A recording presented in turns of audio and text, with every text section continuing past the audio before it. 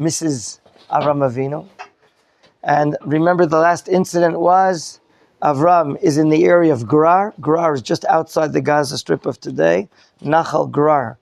There is a spring, a riverbed that goes into the Gaza Strip called Gerar. So Gerar is just due east of the Gaza Strip.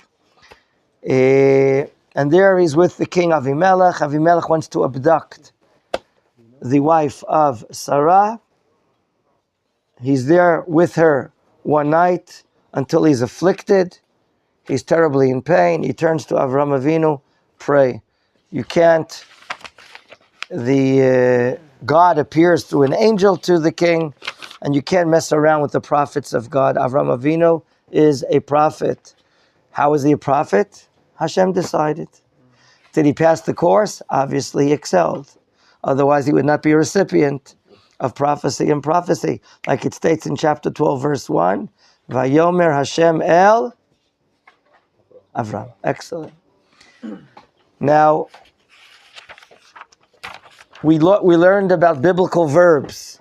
In this chapter 21, how does it open up with Vashem pakad et Sarah? Do you remember, Yosef, we said 2 days ago? It should have stated the verb in the regular way, like vayarotz, vayelech, vayas, vayochal, vayifkod. And God remembered Sarah. But it says Hashem in a different form. What? Pakad. Why the change? Rashi asked this question, and the answer, as we said 2 days ago, that it's not the regular past tense, but it's the, I don't know what's called in English, it's a past perfect, or is it called a past perfect? This already happened earlier. Namely, when Avram Avinu was praying for the remedy, the healing of this non-Hebrew king of Gerar called Avimelech, and he prayed for his needs, the needs of this king that abducted his wife, Hashem decided, wow, you're so thoughtful of others. You're so special. You know what? I'm going to answer your needs prior to the needs of Avimelech. That night of the prayer is this opening of the chapter.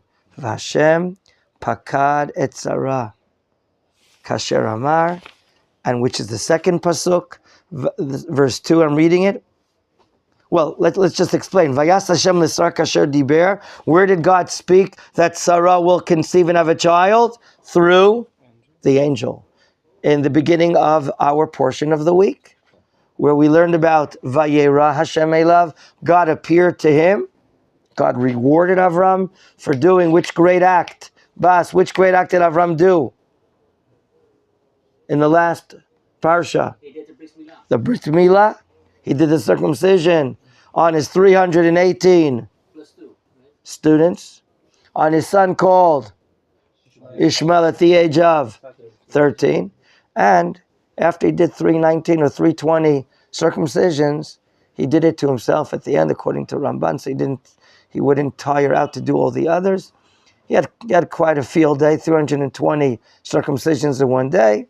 Some of our students figure it out that every 2 minutes plus a few seconds, he does one circumcision. I can imagine the muscles Avram Avinu has in his hands, because we remember he's a superstar. He can even beat all the big runners from Kenya and all the African countries, because he ran from Hebron all the way up to Dan, the Dan River, to the Hermon Mountains, to release a POW, his nephew called Lot. We argued, there was an argument in Shur, does he have Adidas sneakers, does he have New Balance sneakers? We really don't know. The Torah was not given with illustrations and pictures, but he's in shape, even though he's in his 90s, and so on. So right now, we're seeing the fulfillment of God's promise through the angel to Avram and Sarah. And this really happened the night that Avram prayed for the healing of Avimelech. And from there, our sages taught us, when you pray for someone else, First. your request, your needs will be first answered. Okay? And that's really a central part of Jewish life, that we try not to be obnoxiously thinking of ourselves, egoistic or egocentric all the time, but to think of the others, think of the nation, think of our friends first, and see how we can be benevolent to help others. So that's the opening of the pasuk. Let's go on in verse 2. Vatar vateled Sarah leAvraham bein liskunav. It's quite weird that we're told that she became pregnant, and then after she conceived, she gave birth to Avraham. Well, of course she gave birth to Avraham. Isn't it simple that she gave birth to Avram? Avram is the father of this upcoming baby. You have an answer to the question? One might think also Shalom that since she was abducted by Abimelech. Right. We're going to learn about jokers in this generation, about people pointing a finger and saying, you're not the real father of this child. And people don't want to realize the divine intervention in life of Avram Avinu. And they're going to say, as the Midrash points it out, that they're going to point a finger and say, no. She's been with her husband for decades and decades and decades. And she was one night with the king of Gerar called Avimelech. She probably became pregnant from him and not from Avram Avinu. And therefore there's no need to give praise to God. There's no divine intervention here in the world. Rather, it's just an act of nature. Avram is incompetent of having a child. Avimelech is the father. So we'll see that in a few moments when we get to that point. So therefore the Torah sees need to say that Avram Avinu is the father. Avram Avinu is the father. And that's one meaning. The Radak, Rabbeinu David ben Kimchi, says, just like when you're a farmer and your field is yielding fruit, to who does it yield its fruit? To its owner. So too, a woman who's giving birth, she gives birth to a child, to her husband, and therefore the name of the child will be obviously called, the father will determine the name together with the wife. But here it's clear that in spite of the fact that Avraham is old, okay, Avraham has the ability to have a child, because we learned previously that something biologically happened, something physiological happened to Sarah. We learned that she returned to her monthly periodic cycle, and she receives now at the old age of 90 the ability to give birth, while Avram Avinu is still amidst his old age. So in spite of the fact that he's amidst his old age and he's 100 years old, okay, nothing stands before God, before God's ability, and therefore this is exactly happening. She's giving birth to Avraham Bain, look at the next word, Liskunav, in spite of the fact that he is very old. At what time?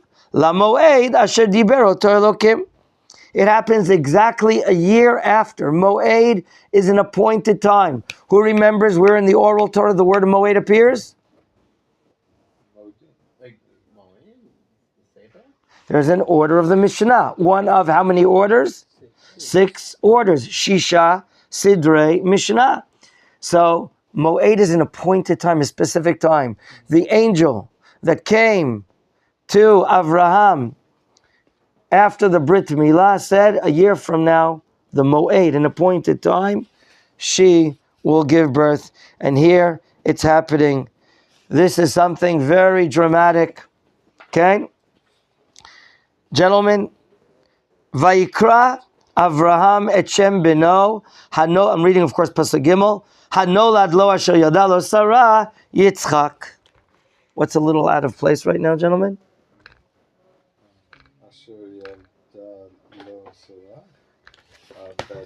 The calling of the name happens here, whereas in Pasuk Dalet in verse 4, read the opening of the Pasuk, what happens? Vayamol Avraham et Yitzchak beno ben shmonat yamim. What happens before what in this order? Brit Milah. Usually what happens?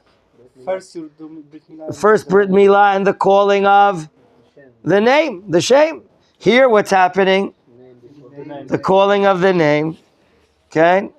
And then Brit Milah. The obvious answer will be what, Simcha? What? Why does the calling of the name precede the Brit Milah? Usually in our tradition, the name calling. Okay. Hi, how are you? Nachman. Today is day 6 when your wife took birth. Come on, please just tell me that. You're not going to tell me the name? So when will I know? At the Brit Milah. Okay, thank you. What a friend you are. He doesn't tell me the name. He doesn't call the name publicly until the circumcision. Okay, fine. That's usually what's happening. So what's the answer? Why is the name calling happening here? Do you know? Do you know, Simcha, the answer? Do you know, Michael? I suppose that it was already announced by Hashem. Hashem intervened. Hashem said the name of this baby is going to be Yitzhak, named after the 3-letter word, tzachok, the laughter. Now let's not get mixed up. Sarah laughed when she's inside her house / her tent. She has no idea if these guys outside are ruddy strangers, are untactful people saying that this woman's going to have birth in a year from now. They don't know her sensitive feeling. She's about to cry. And she laughs out of mapita. What are these people going to say? And that laughter is not a laughter of happiness. It's a laughter, can't be these people. Who are they? It's like mocking, a laughter of mocking someone. And now, let's keep on reading, and let's talk about another laughter. After the naming of the child, and on day number 8, by the way, Vayamol Avram et Yitzchak beno, he's doing the milah, the circumcision, and he's doing it on day 8, kasher, just like what? Tziva oto Elokim, the instructions of God. That the milah, the circumcision, happens on day number 8. Apparently God is one of the top doctors in the world. He knows that the physical growth of the new infant is strong enough on day 8 to perform Brit Milah. That's one meaning. Another meaning that the number 8 we said prior relates to the supernatural, the metaphysical world. 7 represents nature, a 7-day week. Number 8 represents the metaphysical. This is a metaphysical bond, contact, ot, siman, sign of connection between God and his nation by putting a seal on the flesh of the male of the Jewish people. That is a sign of an ot, a sign of connection, a bond. And it's related to the spiritual world, of course.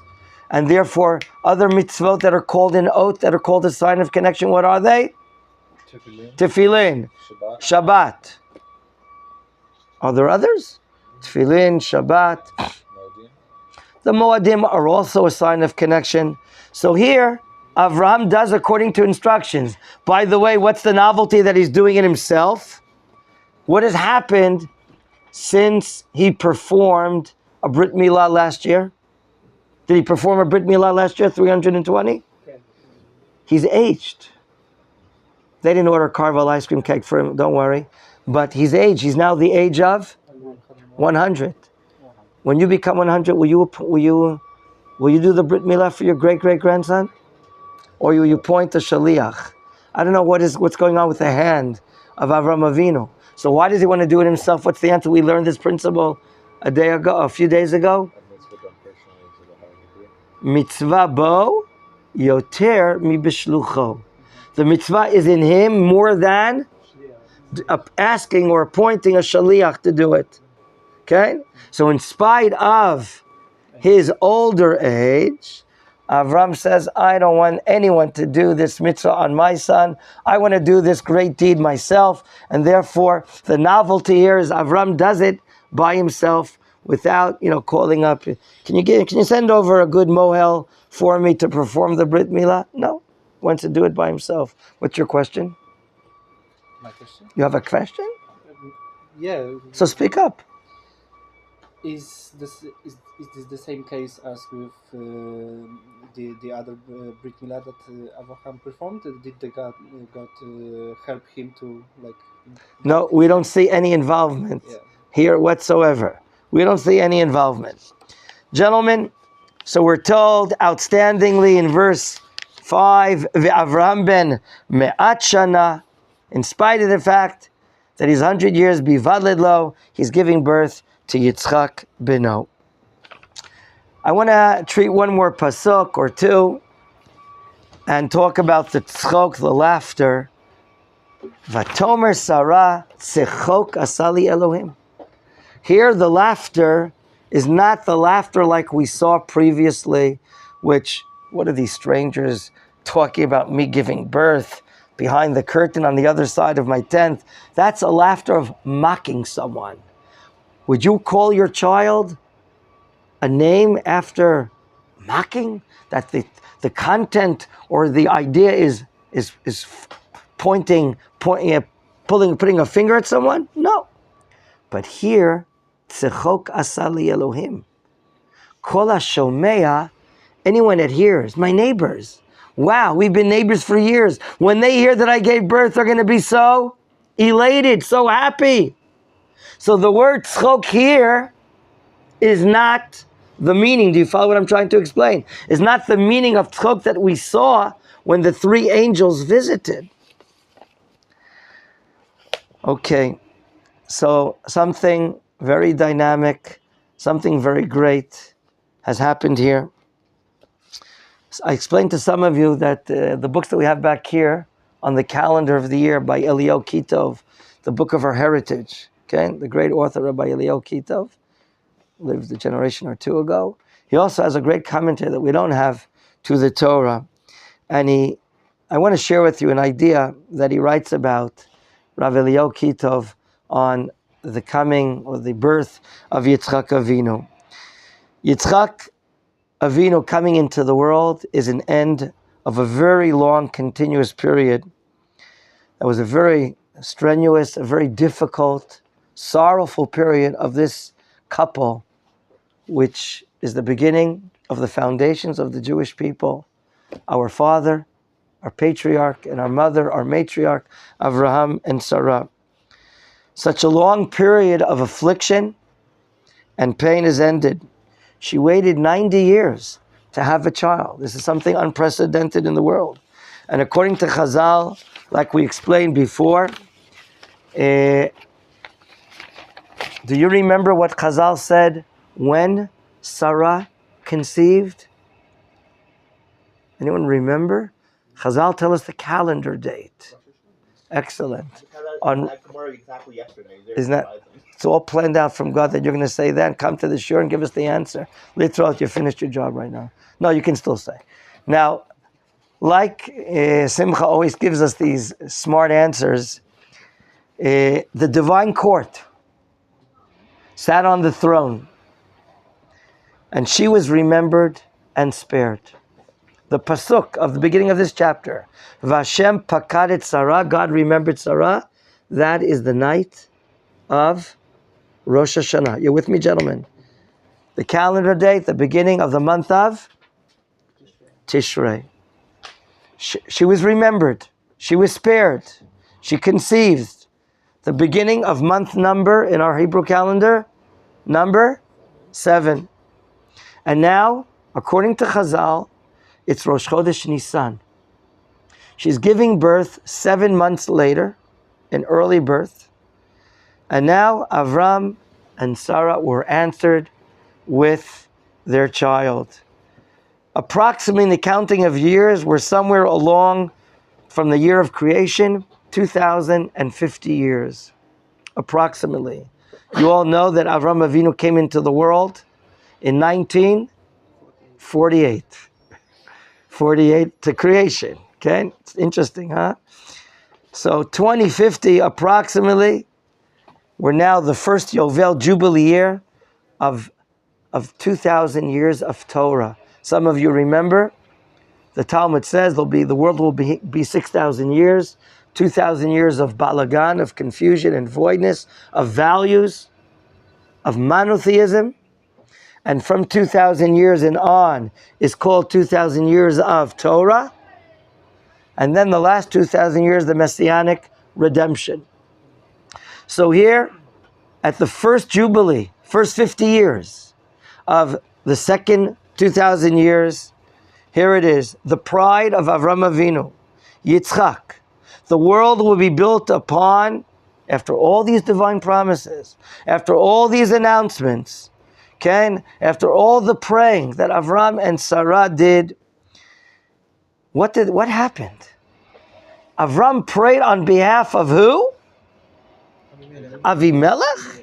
And that's how Mrs. Avraham Avinu, Sarah, conception happened? It's dependent upon that?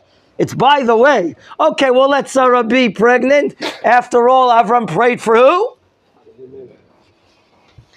Meaning, had it not been for Avimelech and his wives, who needed Avram's prayer, are you saying, yeah, you with the kippah, that Yitzchak would not have been born? This is even more wondrous. After the end of Sarah's period of time is coming to an end, she's about to have a son, a great miracle is happening here. Why does Hashem have, Rabbi Eliyahu Kitov asks, why does he have Yitzchak born in these circumstances?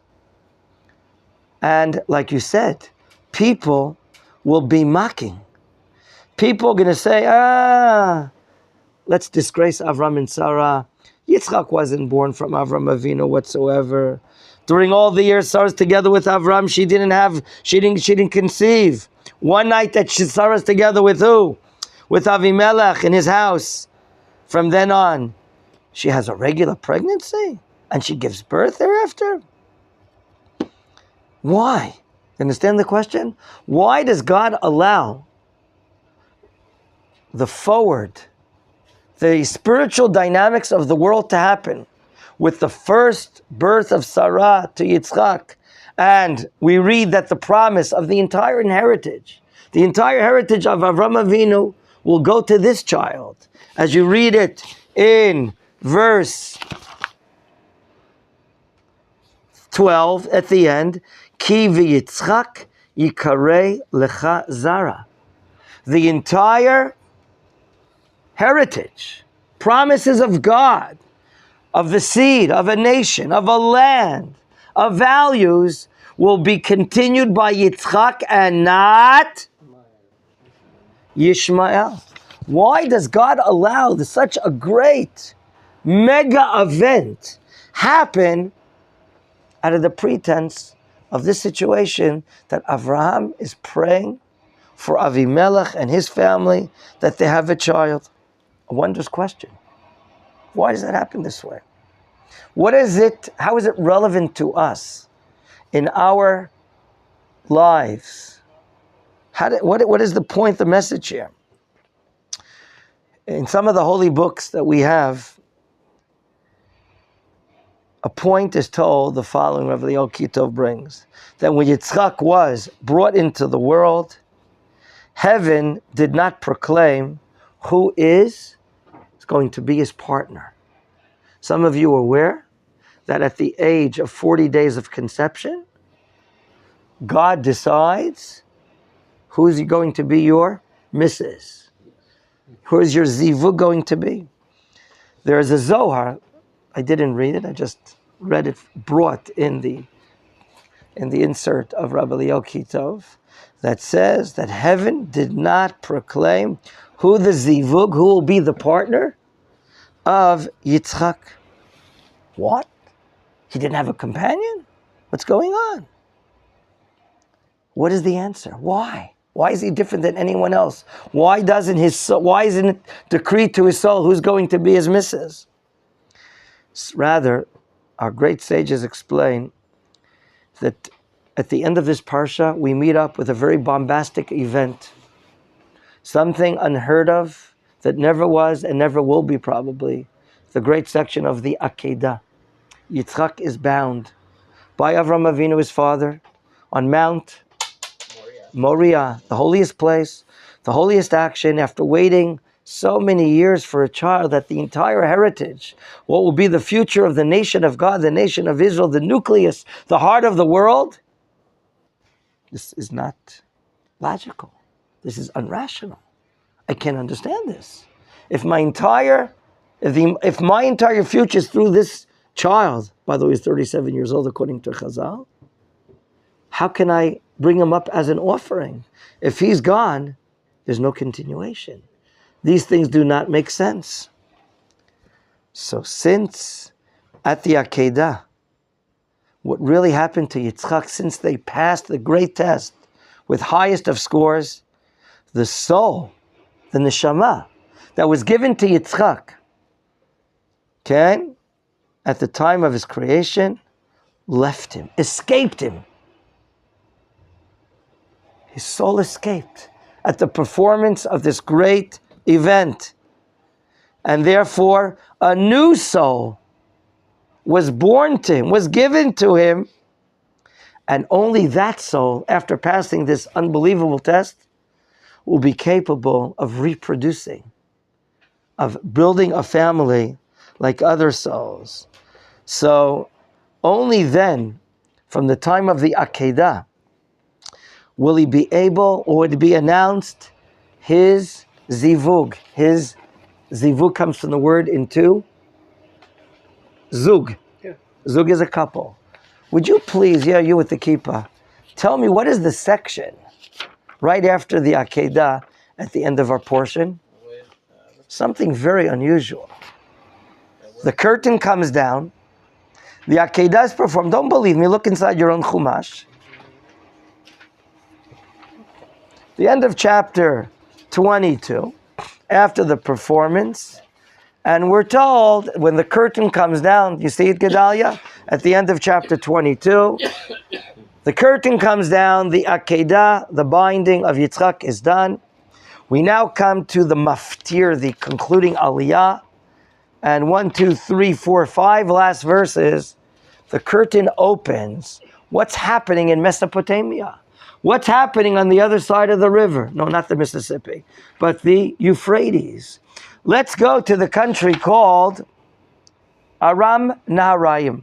What is it called? Naharaim? Rivers. Two rivers. Tigris, Euphrates. The Tigris and the Euphrates. The Prat and the Chidekel, as we learned in Parshat Bereshit. The curtain opens, and we're learning about a family on the other side of the world, that Milcah is having children, and we're told about Betuel in verse 23, giving birth to Rivka, who becomes the future wife of Yitzhak, Rivka. Why is that brought here? Wow, the new soul of Yitzhak appears in the world. Now he's capable, in potential, of building a family. But what is the point for us? Okay? What is the point for us that we're learning here, gentlemen? Hashem judges the most chosen individuals. Even the greatest of individuals that become the forerunners of the Jewish people, like Avraham and Sarah, they too are chosen. Hashem has been stretching their hope, their anticipation, and if we say that everything's dependent upon even a hairline, and here it is, God himself jumps in between Sarah and the crime. Avimelech is about to lie with Sarah, and God prevents it. God prevents this crime of this impure, powerful person in the world using his physical power to rape Sarah and have relations with her. And here, this is the way that Hashem is bringing Yitzchak into the world?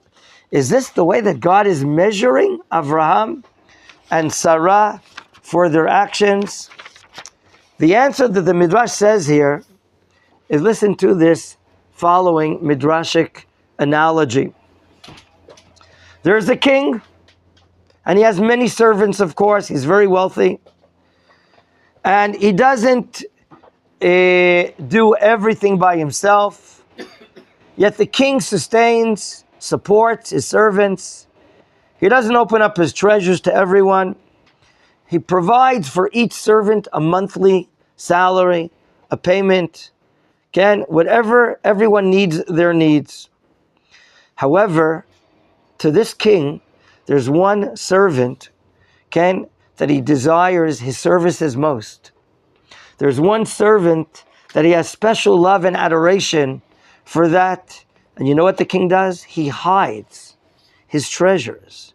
And he doesn't give it even to his beloved servant. What does he do instead? There are times that he starves or he neglects his servant, that special servant, even more than others. Why? He wants to remove any jealousy that lies between or amongst his own servants. He doesn't want anyone to be aroused with jealousy. After time has elapsed, the king wants to present that special servant with all his hidden treasures. He takes out an expensive diamond out of the vault,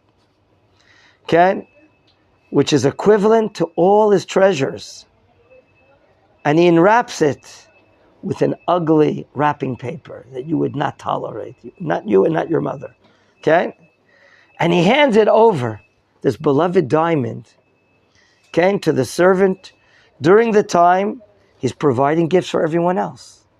No jealousy is aroused here whatsoever, at all. By the way, all the gifts are given to all the servants. And then the king explains his present to his beloved servant that it has to be hidden from the human eye. Even if in the future it's going to be discovered and a blemish will be found in it, and those that discover the blemish will say, this is the so-called fortune, of the owner. No jealousy is aroused because it was gift wrapped in such an ugly way. And then the diamond that's given to him, he and the special servant, he takes it back. He takes it back from his servant and replaces it with another hidden, very, very special thing under his throne, this special diamond, which is worth even more than the first one. And now, this was the matter. The difficulty in bringing a Yitzhak Avinu into the world. Yitzhak Avinu's soul is so great, is so illuminating. Hashem has to disguise. Hashem has to hide the great light, with difficult coverings and difficult situations and endeavors and meetings. And therefore, Hashem's counsel was to bring down this soul that will be as if it's by the way. Amongst other children born in the world, Avimelech is having a child as well with his wife. And all the prosecuting attorneys, their attention will see it and say, it belongs to us. We won't harm him. It really belongs to Avimelech, and so on and so forth. My dear friends, the world has not yet matured to give respect and honor to monotheism and those that are carrying the banner of a one God in the world. The world is only at its beginning. Avraham, now Yitzhak, later Yaakov. The world is not even yet ready for a nation to carry the banner of goodness in the world. Things have to be disguised. Things have to be hidden. People in the world have to make remarks, this Yitzhak is nothing. He's not the result of a miracle. The world cannot yet appreciate this. And therefore, the gift wrapping is like an ugly gift wrapping. There are people that are not even admitting to this fact. That's one of the ideas that I wanted to share with you. And we'll continue this year at another time. That's a hint for this gentleman to hit